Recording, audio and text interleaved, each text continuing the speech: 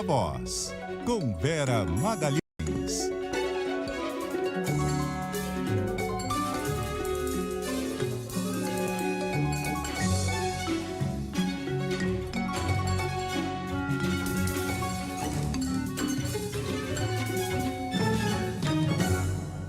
Olá, 6 horas em ponto, começando cedo, porque hoje tem muito assunto nesse Viva Voz que vai ser 100% eleitoral. Boa noite para você, Carolina Moran. Oi, Vera, boa noite para você, de novo para os ouvintes, sobrevivendo à rave da democracia, né, minha amiga? Estamos aqui para o Day After. Que não tem hora para acabar, tem segundo turno e ainda muito mais. Olha, alguns números aqui para a gente abrir nossa conversa. 122 milhões dos mais de 155 milhões de brasileiros aptos a votar foram às urnas em 5.568 municípios.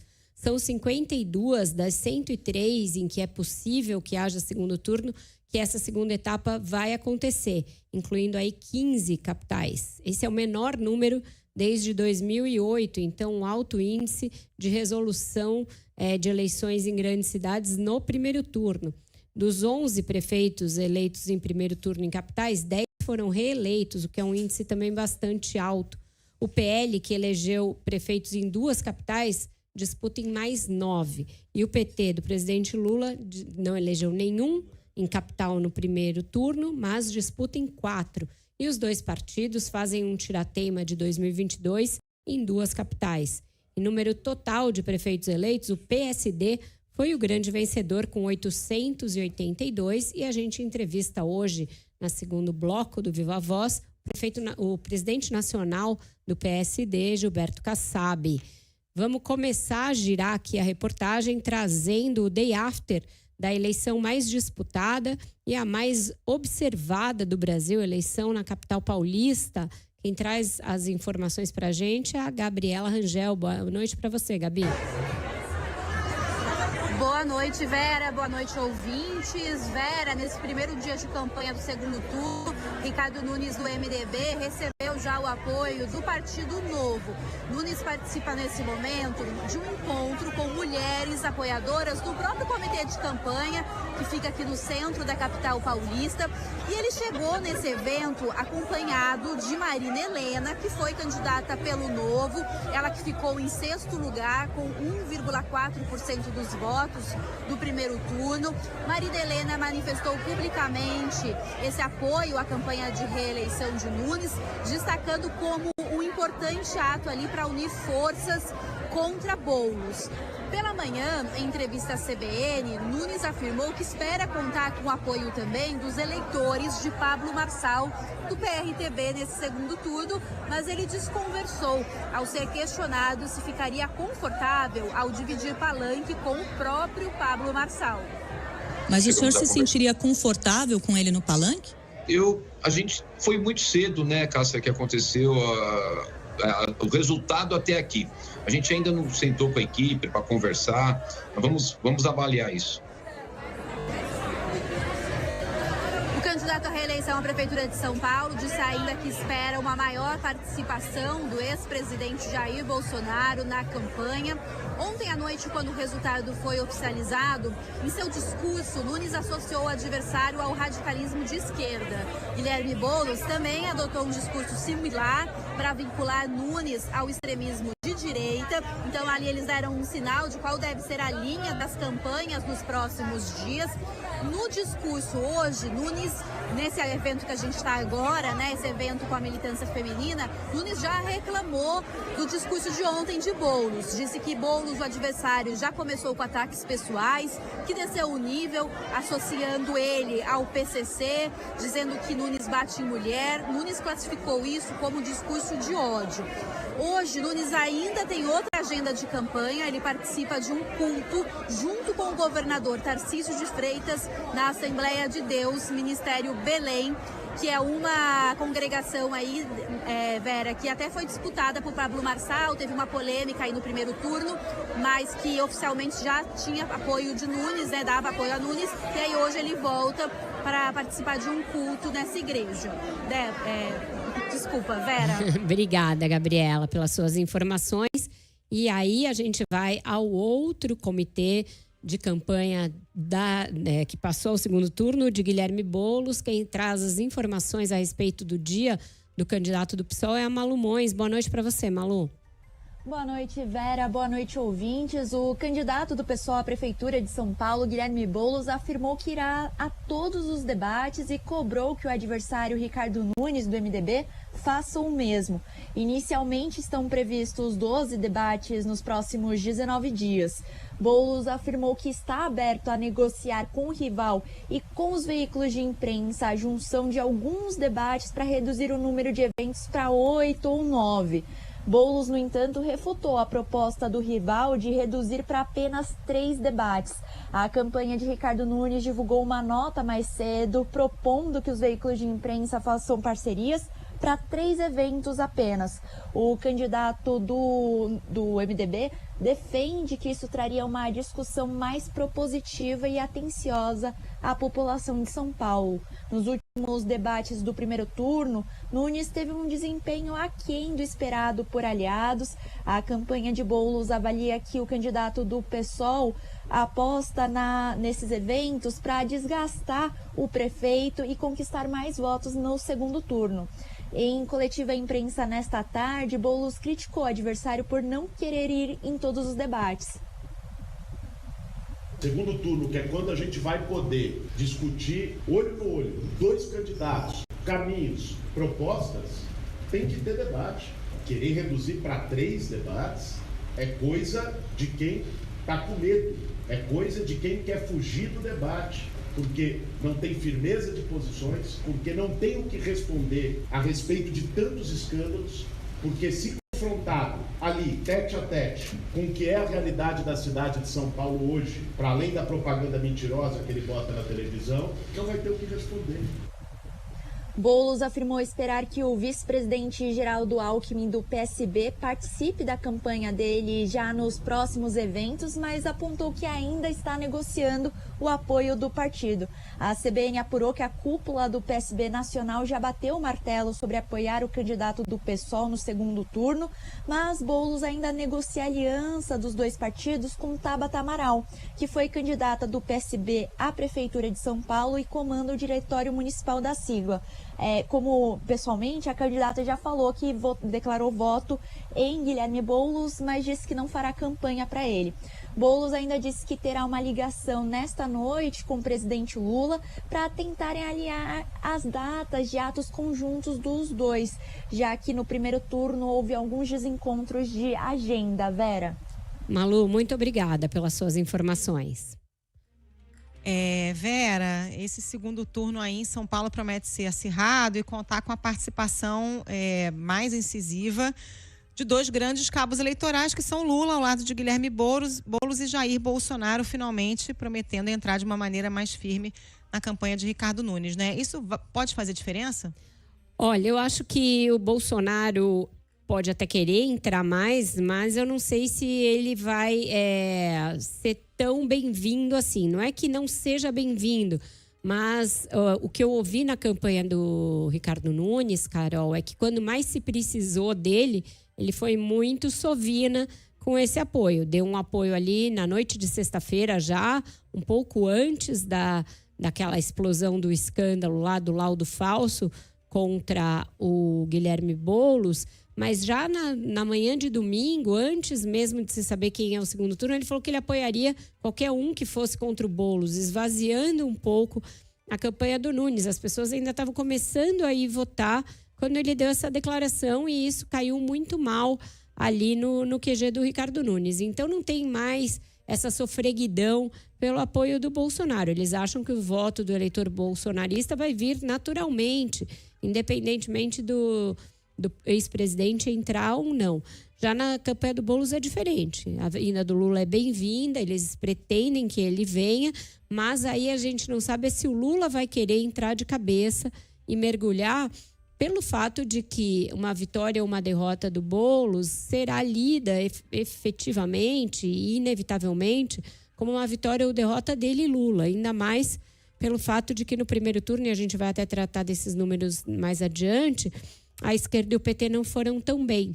Então, São Paulo virou a grande joia da coroa do segundo turno para a esquerda. E o Lula está ali meio em dúvida se vale a pena empenhar todo o capital dele numa cidade em que ele venceu em 2022, para dizer, venceu em 22, mas perdeu 2 anos depois no meio do seu mandato. Então, eu acho que tudo isso está para ser calibrado ainda. O Nunes, no primeiro pronunciamento, ele citou o Bolsonaro muito en passant, né? A primeira coisa que ele fez foi agradecer ao Tarcísio, falou várias vezes o nome do Tarcísio como grande padrinho político. Ele fala do Bolsonaro, assim, agradecendo a indicação do vice. Uma coisa Exato. bem en passant, né? Bem en passant, o Tarcísio é bem diferente, você ressaltou muito bem. A Gabi também acabou de trazer que eles já estão num evento com o eleitorado evangélico, então, quer dizer, não tiveram nenhum dia de folga. O Tarcísio empenhou muito do capital político dele nessa coisa do Nunes, era ganhar ou perder muito fortemente. Foi por muito pouco, né? A gente não pode perder de vista que o resultado foi muito apertado, até talvez mais apertado do que as pesquisas mostrassem, por uma diferença ali de poucos mil votos, diferença de 25 mil votos do Nunes para o Boulos e de 56 mil votos do Marçal para o Boulos. Então, quer dizer, muito pouco. E o Tarcísio respirou aliviado, mas não vai deixar a peteca cair, vai manter esse apoio agora no segundo turno. Você acha que aquele episódio do laudo falso apresentado pelo Marçal foi determinante para ele ficar de fora? Tem uma parcela do eleitorado dele que talvez tenha desistido de votar no Marçal por causa disso? Eu acho que por alguns motivos, Carol. Tanto por achar que ele foi longe demais, eu acredito que teve quem pensou assim, e acho que muita gente deve ter pensado com um cálculo pragmático, que é o seguinte: esse maluco fez isso e vai ficar inelegível, e aí eu corro o risco de ter que ir votar de novo, ter outra eleição, ou até mesmo, sei lá, isso favorecer o Boulos de alguma maneira no segundo turno, porque mais gente vai fazer voto no Boulos porque vai achar que ele é maluco demais. Então, eu acho que teve um efeito tanto de tirar quem genuinamente achou que aquilo foi um jogo muito baixo, como quem pragmaticamente continuava gostando do Marçal, continuava com vontade de fazer M, mas achou que aquilo ali era demais e poderia dar um problema ali na frente. Então, acho que teve isso. E teve também a live do Bolsonaro. Essa live do Bolsonaro teve peso. Tanto que o Datafolha e a Quest, que foram feitos no sábado já até o fim da tarde, portanto, pegaram um início de efeito desses 2 episódios, mostram uma migração de quem votou no Bolsonaro em 22 para o Nunes, saindo um pouco do Marçal. Então, aquela live também pode ter tido um peso. É até difícil de entender essa estratégia do Pablo Marçal, né, Vera? Porque era uma mentira tão fácil de comprovar. Ok, que era ali na reta final, talvez alguém tenha visto aquilo e acreditado, mas em tempos de rede social, o RG do Boulos estava errado, a assinatura do médico que já morreu é falsa, o cara nunca trabalhou na clínica, era tão fácil de desmontar, era meio plano do Cebolinha, assim, uma coisa que não fazia o menor sentido, né? Eu ouvi até uma teoria da conspiração que era a seguinte: ele nunca pretendeu ser prefeito de São Paulo, não ia querer ficar preso em São Paulo, já quer fazer campanha à presidência e quis se auto-imolar. Mas eu acho que não é isso. Eu acho que o egocentrismo, quando é demais, torna as pessoas meio cegas às consequências daquilo que elas fazem. E a gente tem aí exemplos e mais exemplos de políticos desse mundo distópico que caíram por ações próprias, né? Daniel Silveira, Roberto Jefferson, Carla Zambelli, todos esses extremistas que acharam que, como receberam um certo aval do eleitorado, esse aval era para tudo. E aí não se deu conta de que tinha dado um passo longo demais. E aí, né, eu acho que ele está para ficar inelegível em um espaço curto de tempo, porque a Justiça Eleitoral vai querer fazer desse um caso paradigmático para frear e para cortar pela raiz qualquer um que queira enfrentar o sistema dessa maneira. O Marçal sai dessa eleição com algum espólio, algum legado. Assim, inevitável a gente reconhecer que ele se tornou uma figura nacionalmente conhecida, né? Quem não conhecia Pablo Marçal passou a conhecer porque virou quase tópico único, obrigatório da eleição. Era esse o objetivo? Aí o cara faz tudo isso e fica inelegível. O que a gente pode dizer do futuro do Marçal? Eu acho que ele almejava ter um plano nacional, mas vai ser abatido ainda decolando. E acho que aí, a partir disso, fica pouco legado. Porque a gente já viu outras ondas desse tipo que não foram adiante e que, quando refluem, não deixam nada para trás, não deixam nenhum tipo de legado. Tem um eleitorado enorme que votou nele? Inacreditavelmente tem. Inacreditavelmente, 28% dos brasileiros que foram às urnas escolheram votar numa pessoa que fez o que essa pessoa fez ao longo do primeiro turno. Só que esses não são apaixonados pelo Pablo Marçal necessariamente. Ou acharam que ele mandou bem ao desafiar tudo e todos, ou odeiam demais o PT, ou achavam o prefeito sem elan demais. Mas agora, não tendo mais o Marçal, a maioria desses votos tende a migrar para o Ricardo Nunes. É um eleitorado em que o Boulos pode fazer alguma colheita residual de votos. Talvez nesse pessoal microempreendedor, empreendedor individual, ali o pessoal autônomo de aplicativos de entrega e de motoristas de aplicativo, desde que ele mostre ter um discurso para essas pessoas, mas a rigor é um eleitorado que tende a migrar para o Nunes. As próprias pesquisas já mostravam uma vantagem do Nunes no segundo turno. Então, uma campanha que para o Boulos vai exigir muito tentar dissociar esse voto da ideologia e tentar oferecer a um eleitor que é pragmático e que pode ter sido seduzido por uma promessa de prosperidade, alguma coisa que o Nunes não tenha entregado como prefeito. A Tabata Amaral anunciou apoio ao Boulos, né, imediatamente. Você acha que ela tinha outra opção e necessariamente o eleitorado dela migra maciçamente para o Boulos? Não parece, né? Não parece, Carol. Ela não tinha muito outra opção. O PSB é um partido de esquerda, embora ela seja mais ao centro que o próprio partido.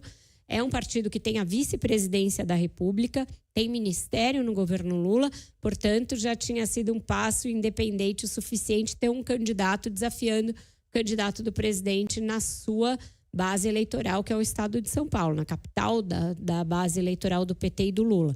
Então, agora ela deve ter sido instada pelo Geraldo Alckmin a fazer esse movimento, pelo próprio Márcio França, que é também ministro, e o fez ali com uma certa má vontade, fez um gesto protocolar e deverá se ausentar do palanque. Não vai ser como a Simone Tebet, que uma vez derrotada arregaçou a manga e foi à luta ali por votos para o Lula. Não acredito que ela vá fazer isso, até porque ela fez questão de delimitar as diferenças ideológicas e de pensamento sobre gestão pública que ela tem com o Boulos. A Simone não tinha mandato, ela ia ficar muito a pé depois de perder a eleição, tinha se indisposto com a sua base, que era o agronegócio. Ela tinha feito uma campanha contra o Bolsonaro num estado bolsonarista. Ela dizia, eu não posso descer no meu aeroporto. Então, ela fez um rebranding ali, se aproximando do PT, indo para a esquerda e sendo ali quase a representante da tal frente ampla no ministério. Para a Tabata, isso não interessa. Ela é mais jovem, ela tem mandato, ela tem mais voz exercendo o mandato dela do que, eventualmente, uma secretaria do Boulos, de um governo que seria à esquerda daquilo que ela propôs para a cidade. Então, acho que ela está apostando em reeditar esse projeto mais para frente, Carol. Ela fez questão de pontuar que os projetos são muito diferentes, né? Tô apoiando o Boulos, mas são projetos muito diferentes, falou isso várias vezes. E acho que ela sai maior dessa eleição, né, Vera? Porque, assim, ela não derreteu, poderia ter tido uma migração maior de voto útil ali em direção a um dos outros candidatos. Isso não aconteceu com a Tabata. Um exemplo, aqui no Rio de Janeiro, o Tarcísio do PSOL, ele terminou com 4%. Teve muita migração de voto útil em direção ao Eduardo Paes. A Tabata conseguiu segurar ali um percentual expressivo de votos, né? Segurou os 10, um pouquinho menos de 10, não chegou a cravar os 2 dígitos ali, mas foi muito pouco, 9,90 alguma coisa. Numa eleição tão disputada e que estava pelo olho mecânico e que tanta gente pregou voto útil, ela fez um milagre. Nesse aspecto, ela saiu maior comparativamente ao que a Tebet saiu em 2022, porque ali polarizou entre os dois e ela foi uma terceira colocada bem distante. Aqui a gente teve 3 dividindo ali as primeiras colocações e ela em quarto com um percentual mais parrudo de votos. E o fato dela ter ainda esse mandato e ter pregado uma coisa muito ali diferente da polarização tradicional, acho que dá a ela um caminho para seguir adiante. Também o fato de que ela é extremamente jovem e tem aí, só não pode deixar esse eleitorado se esvair, se esfacelar. Ela vai ter de manter uma presença na cidade de alguma maneira E acho que ela fez isso, né? Na gestão do Nunes, ela foi uma das raras deputadas que vira e mexe entravam com pedido de informação, que entravam com pedidos pela lei de acesso. Então, ela atuou muito na fiscalização da prefeitura. E acho que deverá tentar manter esse padrão nos próximos 2 anos. E depois a gente vai ver se ela vai para o Senado para tentar se projetar ainda mais, ou se ela volta a ir para a Câmara pensando na prefeitura, que parece ser o projeto real dela. Bom, falando de Câmara Municipal, a composição em São Paulo também ficou mais à direita, né? O que isso indica para um governo Nunes ser reeleito ou Boulos? Muito à direita, expoentes estridentes da extrema-direita foram eleitos. O vereador mais votado da cidade de São Paulo, ele tem uma agenda absolutamente ligada à extrema-direita, com prioridades, plataformas, bandeiras que nada tem a ver com a atuação de um vereador. Se diz o candidato anti-woke, diz que vai proibir criança na parada gay, proibir trans em banheiro feminino. Nada disso é atribuição de vereador, mas foi o vereador mais votado da cidade. Estou falando do Lucas Pavanato. Tem outros vereadores de atuação semelhante. Do outro lado, a bancada da esquerda tem muito vereador eleito com discurso oposto ao dele, ou seja, discurso muito calcado nas questões identitárias. Então, a gente pode esperar uma guerra ideológica ali na Câmara, e isso vai ter consequência para os 2 eleitos. O Ricardo Nunes, que fez um governo no primeiro mandato totalmente voltado para o centrão, ali pautado pelo Milton Leite, etc., tende a ficar mais capturado por questões ideológicas. Então, ele que não era um bolsonarista quando começou a campanha, pode ser que seja forçado a fazer um governo mais à direita do que foi o seu primeiro mandato. E o Guilherme Boulos, por outro lado, se eleito, vai enfrentar uma Câmara muito hostil, muito mais hostil do que, por exemplo, o Lula tem a Câmara em Brasília. E vai ter muita dificuldade de governar, porque a esquerda fez uma bancada muito minoritária. Então, essa Câmara traz desafios para qualquer um que seja eleito como prefeito, Carol. E se a gente olhar a distribuição geográfica dos votos em São Paulo, o que pesou mais? Foi máquina? Foi ideologia? Foi a atuação dos padrinhos políticos? O que a gente pode dizer desse mapa? Me parece que a máquina pesou muito pelo predomínio do Ricardo Nunes ali num cinturão grande da região sul de São Paulo. Não é só na franja, só no fundão da sul. Ele pegou a zona sul inteirinha da cidade. E isso tem a ver com as entregas da prefeitura, tem a ver com um personagem que ficou muito lateralizado na disputa aqui, mas que é um grande cacique da cidade, um aliado histórico do Ricardo Nunes, que ele mesmo procurou deixar de lado, que nem foi candidato à reeleição, mas que elegeu 2 vereadores diretamente ligados a ele e mostrou força, nessa força do Ricardo Nunes na Zona Sul, que é o Milton Leite, presidente da Câmara de São Paulo. Um dos principais nomes quando você olha para essa territorialização da cidade. Então, essa disputa regional que mostra o peso da máquina ficou muito evidente com esse predomínio do Ricardo Nunes. Ele não ficou atrás na apuração em nenhum momento e havia aquele temor todo de que ele ficasse fora do segundo turno. Isso aí é um voto de máquina, é um voto de trabalho de vereador, mais do que a questão ideológica, Carol. E mostra que talvez a Marta Suplicy não tenha conseguido agregar à campanha do Boulos aquilo que era a sua principal missão, né? Trazer esse voto mais da periferia de São Paulo. Eles vão tentar melhorar essa votação na Zona Sul, na Zona Leste, na Zona Norte, né? Nas franjas todas. Mas a Zona Norte ficou muito Marçal, num bom pedaço dela. E a Zona Leste teve muito voto no Pablo Marçal, uma coisa ali muito surpreendente. Aí agora o Nunes vai tentar entrar com esse mesmo voto de máquina que ele entrou na Zona Sul. Quanto ao PT, eu acho que deve estar rolando uma DR entre o PT e o PSOL, porque na região sul era uma região que foi muito forte para a Marta e que é muito forte para a família Tato, que é uma família com características muito similares a esse voto do Milton Leite ali, nessa coisa territorializada. E na antiga Tatolândia, o Boulos não conseguiu ter a performance que o PT e candidatos da esquerda tiveram em outras eleições. Então, tem um corpo mole do PT com o candidato do PSOL, Carol. Vamos pro break? Acho que tá na hora, hein? Vamos pro break, depois Repórter CBN. Voltamos às 6h30 com a entrevista com o presidente do PSD, Gilberto Kassab.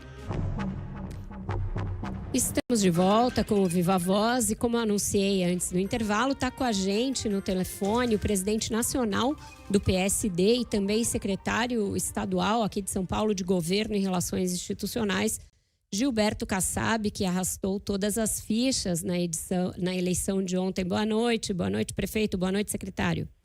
Boa noite, Vera. Alegria muito grande estar conversando com você.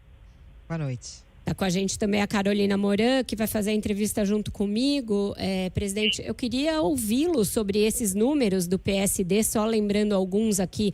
882 prefeitos eleitos em primeiro turno, sendo 3 deles em capitais, disputando ainda outras 2 capitais, um crescimento gigante desde 2020. Foram mais 225 prefeituras para conta. E é o segundo partido com mais eleitores ali, que mais recebeu votos para prefeito em todo o Brasil. O que esses números mostram e como foi construída essa estratégia ali, bem na surdina, porque a gente não estava prevendo um resultado assim tão estrondoso? Olha, Vera, é um trabalho coletivo, né? Um conjunto de lideranças que tem muito prestígio, boa imagem nos seus estados, não é? Num processo de renovação da política brasileira que o PSD acreditou, vem investindo muito, que traz aqui Ratinho Júnior, Eduardo Pimentel no Paraná, Topázio em Florianópolis, Eduardo Paes, Pedro Paulo, Rodrigo Pacheco, na Bahia, o nosso Antônio Brito, o Braide de São Luís, e dessa maneira isso faz com que os jovens, as pessoas que estão fora da vida pública, se identifiquem com essas lideranças, se filiem, disputem eleições. Um processo que não é de ontem, também de 13 anos já que o PSD existe, sempre perseverando nesse caminho da renovação, dos bons quadros. Isso tem dado resultados bastante expressivos a cada eleição, um crescimento. E nesta, mais uma vez, cresceu. Você pode observar, por exemplo, o número de prefeitos, que o prefeito, Vera, ele mostra a capilaridade do partido, quer dizer, o partido está espalhado pelo Brasil inteiro, quase 900 prefeitos. Agora, se você olhar o número de votos, você vai ver que o PSD teve 14 milhões e meio de votos, Sim. Atrás só do PL, que teve um pouco mais, 15 milhões e pouco de votos para prefeito. 14,5 o PSD, 15,700 o PL. Exato. O que é uma aproximação, né, muito sintomática, né, emblemático. O PSD, se você lembrar, há 2 anos atrás, na eleição de deputados federais, estaduais, governadores, o PL, por exemplo, estou dizendo PL porque era o primeiro, ele tinha uma dimensão 3 vezes maior que o PSD, aproximadamente, nas várias comparações que se fazia. Hoje, nessa eleição, praticamente empatado. Então, mostra que o caminho está certo, né? O caminho de crescer com segurança, com coerência, né? Um posicionamento claro de centro, né? Um centro que trouxe identidade para o partido, um centro que prega a moderação, o diálogo. Tudo isso aí acabou desaguando aí nesse resultado, que é muito positivo. Secretário, o senhor deu uma declaração de que o centro venceu a polarização, não. O senhor acha que essa eleição agora teve uma característica diferente da última eleição, da eleição presidencial, e o centro sai mais fortalecido do que os polos? Sim, nós percebemos na última eleição que a polarização só aconteceu pelas pesquisas qualitativas que nós examinamos na época. As pessoas, quase metade do país, 50%, votou no Bolsonaro, pouco mais de 50% no Lula.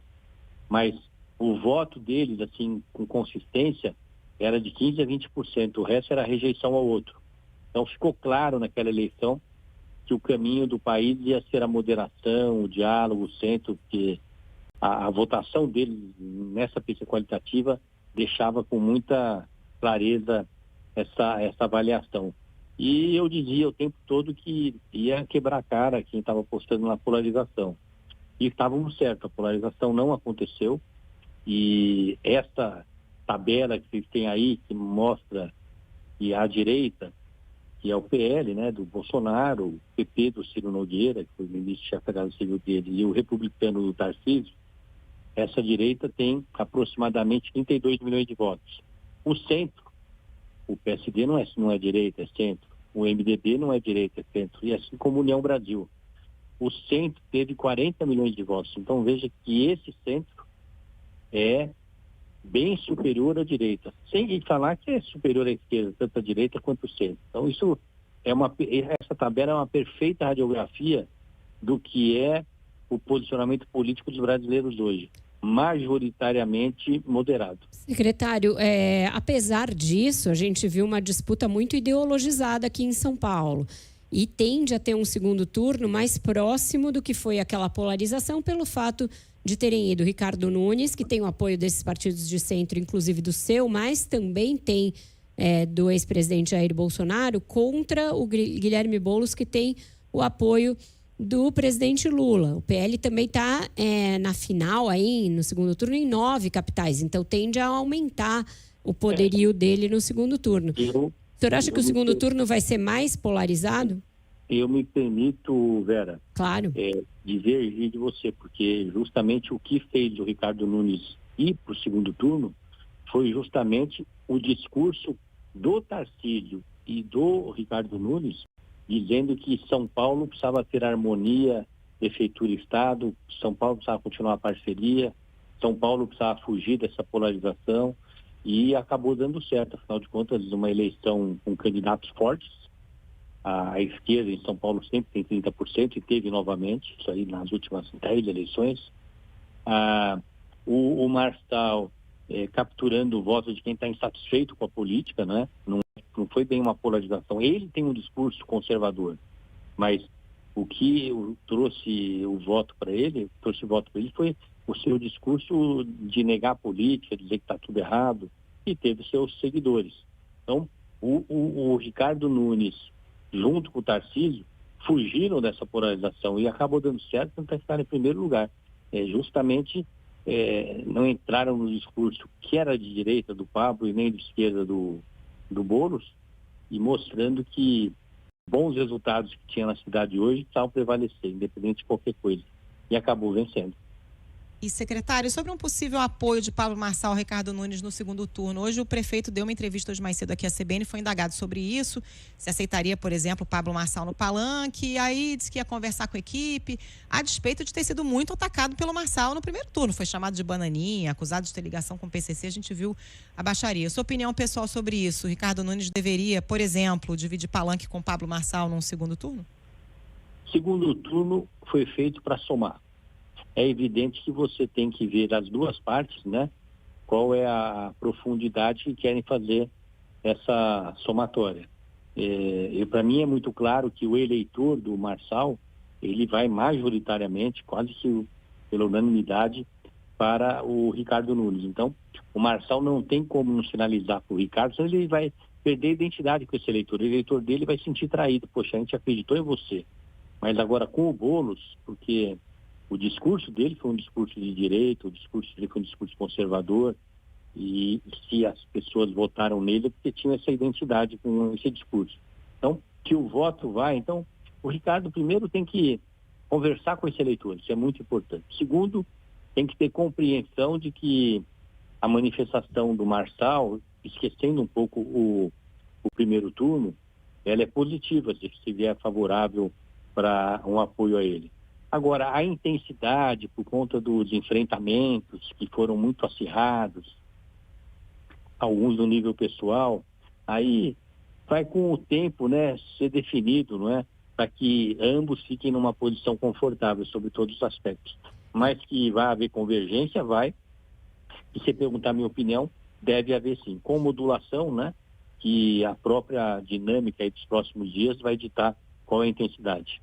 Secretário, muito tem se feito uma análise de que o alto índice de reeleição ou de continuidade nas prefeituras se deveria ao fato delas terem sido muito beneficiadas pelo advento das tais emendas PIX, que vão direto para o Caixa, sem muita burocracia e sem muita ingerência do governo federal.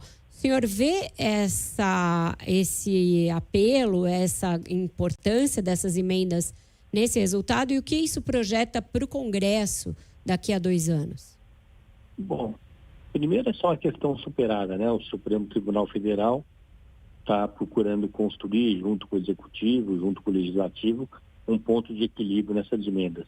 E com certeza vai ser achado esse ponto de equilíbrio. Segundo, a renovação, a boa imagem, ela está atrelada sempre à eficiência do gasto dos recursos. Não há gestor que seja mal avaliado e que consiga se reeleger ou que consiga transferir voto para um candidato a governador ou a deputado.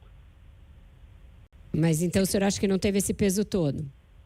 Não, acho que não. Eu acho que realmente o que teve peso foi a avaliação de eficiência. Foi uma avaliação muito rigorosa. Até porque hoje, né, Vera, você é uma das mais experientes jornalistas aí do país. Sabe que os meios de comunicação e as redes sociais, elas levam todas as informações quase que online. O eleitor, a eleitora, ele sempre está muito bem orientado, entendendo bem o que está acontecendo. Ele sabe se ele está por que ele deve votar contra ou a favor. Então, se teve recurso ou não teve recurso, ele vai ver se o recurso foi bem utilizado. E para a gente encerrar, eu sei que o senhor está num compromisso, presidente, queria ouvi-lo sobre as disputas de segundo turno. Tem aí Belo Horizonte, que é uma disputa contra o bolsonarismo, e Curitiba, que é uma disputa em que o candidato do partido, apoiado pelo partido, ele não é do PSD, né? Ele não é do partido do... O Curitiba é o resguardo do PSD. É do PSD também. E enfrenta uma outra bolsonarista. Então, no caso, é uma disputa entre dois candidatos de direita e em BH, o Fuad que vai fazer um aceno ao centro e à esquerda. Como é que o senhor vê essas duas estratégias? Olha, a eleição municipal provou, né, esse ano, mais uma vez, que o que está em discussão são as questões locais. No segundo turno, eu me recordo aqui, Vera, e você acompanhou, você já cobria muito bem as eleições em 2008, quando eu fui candidato a prefeito, e eu tinha uma parceria muito importante com o Serra, que era governador, meu querido amigo, parceiro da vida pública, e ficou muito claro que eu tinha que me apresentar no segundo turno sozinho, porque as pessoas queriam comparar a minha história, o que eu fiz, o que eu ia fazer, como eu me posicionava, como eu falava, com a da Marta, que era minha adversária. Então agora vai ser a mesma coisa. Se algum candidato no Brasil apostar aqui...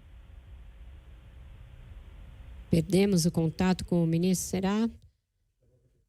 Vamos ver se a gente consegue refazer. Ele estava respondendo sobre essa diferença de perfis dos candidatos do PSD em Curitiba e em Belo Horizonte. Em Curitiba, um candidato com um perfil mais de direita, apoiado inclusive pelo PL, e sendo, né, o candidato do governador Ratinho Júnior. E em Belo Horizonte, o prefeito Fuad Noman, que vai tentar ter o apoio da esquerda. O senhor dizia, então, já está de volta com a gente? No segundo turno, como eu dizia, Vera, a campanha do primeiro turno, que é intensa, centenas de candidatos a vereador, enfrentamento entre vários candidatos, não é?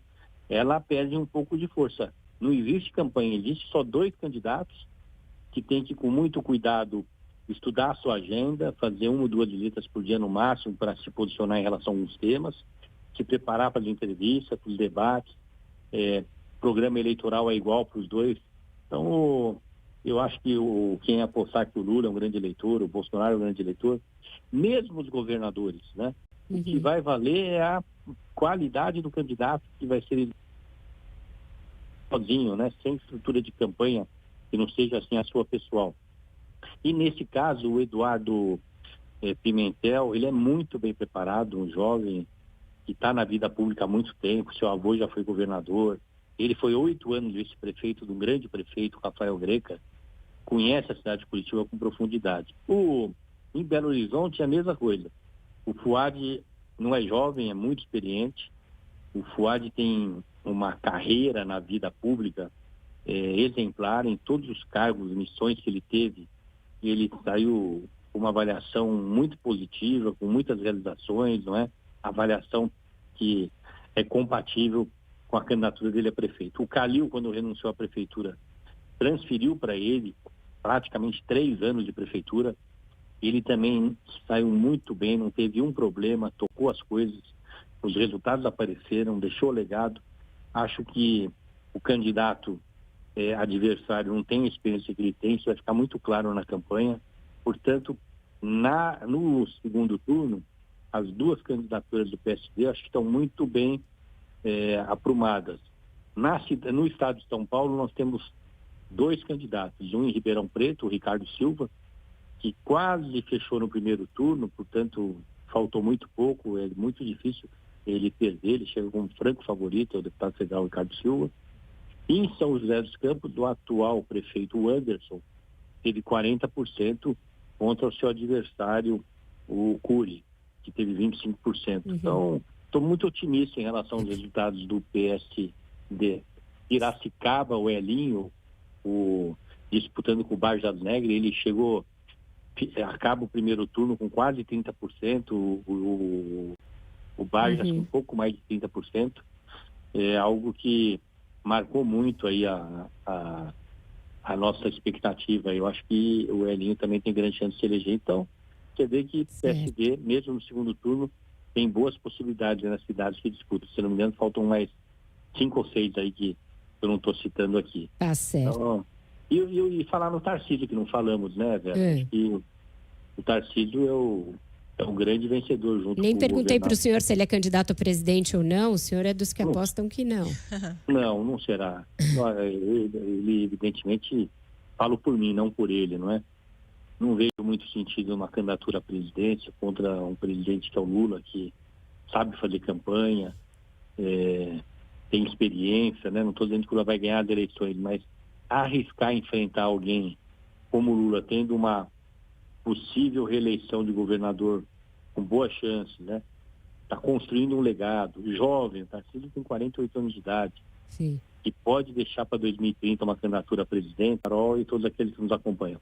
Obrigada. É isso, Carol. Nacionalmente, então, PSD saindo como partido mais bem votados, né? E acho que com isso não há tempo para mais nada, minha amiga. Estendemos a entrevista aqui. A gente disseca a análise de Brasil nos próximos dias, que não vai faltar tempo para isso. É isso. Ficamos por aqui, né? Ficamos por aqui. Até Obrigada, amanhã. Vera. Bom programa Bom jornal para você. E ainda tem muita notícia saindo por aí. Até. Valeu. Tchau, tchau. Intervalo. Voltamos já já.